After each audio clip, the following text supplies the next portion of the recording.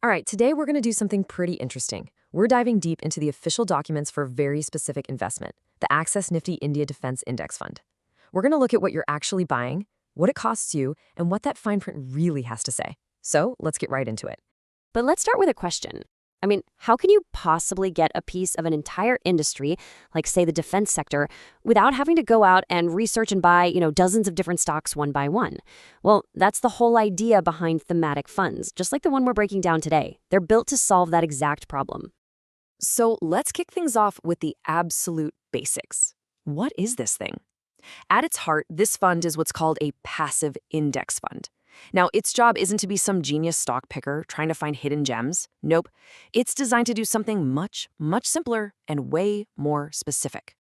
Think about it like this. An actively managed fund is like a master chef in a kitchen, creating a brand new dish from scratch, adding their own flair. A passive index fund? That's more like a meal kit service. It just follows a recipe, the indexed, and its only job is to buy all the ingredients on the list in the exact amounts. It's not about creativity, it's all about perfect replication. And for this fund we're talking about, that specific recipe is the Nifty India Defence Index. Its entire goal, as the official document says, is to basically shadow the performance of the companies in that index. So, and this is the key, to really understand this fund, you first have to understand the index it's copying. Okay, so if the fund is just the copy, what's in the original recipe? When you buy a piece of this fund, what companies are you actually investing in? Let's peel back the layers and take a look inside. Well, the official document gives us a pretty clear definition right here. The index is meant to track how a basket of stocks representing the defense theme in India is doing.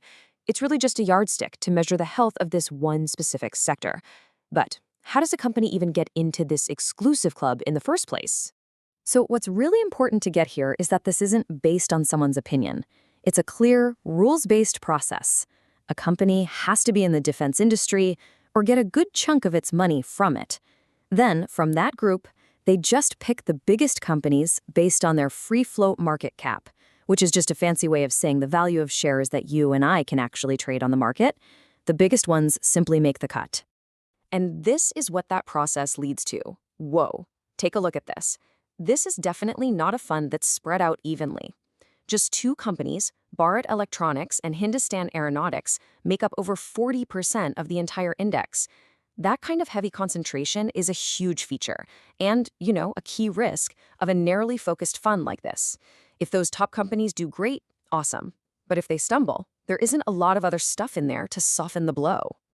Okay, let's talk about something that affects every single investor, no matter what you're buying: fees. Running a fund costs money, and those costs, they come directly out of your returns. So the question is, how much of a difference can they really make? You know what? The fund's own document gives us the perfect illustration. Just look at this. The investment is identical, the gross return before fees is identical. The only difference between the two is the cost. The regular plan has higher fees to pay for things like marketing and commissions, while the direct plan doesn't. And that difference in cost, it goes straight into your pocket. And that brings us right to this number, 1.5%. In this one specific example from the document, that's the difference in your return for the year, just based on which plan you chose. It might not sound like a lot, but over many years, that kind of difference can have a huge, huge impact. So the takeaway is simple. Costs matter. A lot. All right, every investment comes with risk, right? It's just part of the game. So it's absolutely crucial to understand what you're getting into. And the fund document is super clear about the specific risks here. So let's just walk through them.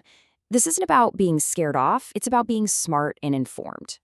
Now, since a passive fund invests in all the index stocks, as the document says, regardless of their investment merit, the biggest risk isn't that the fund manager is going to make a bad bet.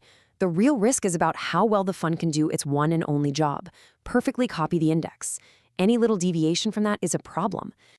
And that deviation, that little gap between the fund's performance and the index's performance, it has a name: tracking error. You can think of it as the key report card for any index fund. A really low tracking error means the fund is doing an amazing job being a copycat. A high tracking error, well, it means something is off and the fund isn't following its recipe correctly. So what causes this error? Well, the document lists a few key culprits. First up, the fund's own expenses automatically create a drag.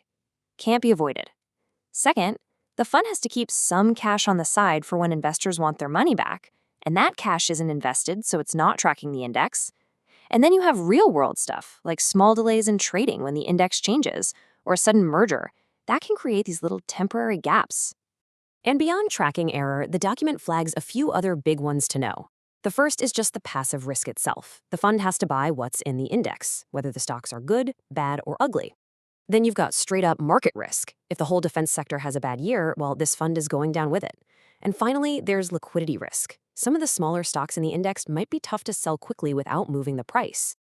All right, we have covered a ton of ground here, from what this fund actually is to the costs and the risks. So let's just boil it all down into the most important things to remember from this whole explainer. First and foremost, you got to remember this is a very focused thematic bet. Its success or failure is tied directly to how one single industry in India performs. By its very nature, it is not a broadly diversified, safe market investment. Second, it's a passive copycat. Success for this kind of fund isn't about beating the market. Success is about mirroring its index as perfectly as possible. It's not trying to be smarter than the market. It's just trying to be a slice of the market. Third, costs directly and powerfully impact your final return. Remember that illustration? It showed us clear as day that choosing a lower cost option like a direct plan means you simply get to keep more of your own money. It's as simple as that. And finally, for any index fund you ever look at, tracking error is the #1 thing to check. It's the report card. It tells you exactly how well that fund is actually doing the one job it promised to do. So we end with this question, and it's not advice, it's just a prompt for you to think about. Now that you understand how a focused, thematic, passive fund like this really works, with all its quirks and risks, the big question is a bet on a single sector the right fit for your own personal investment goals?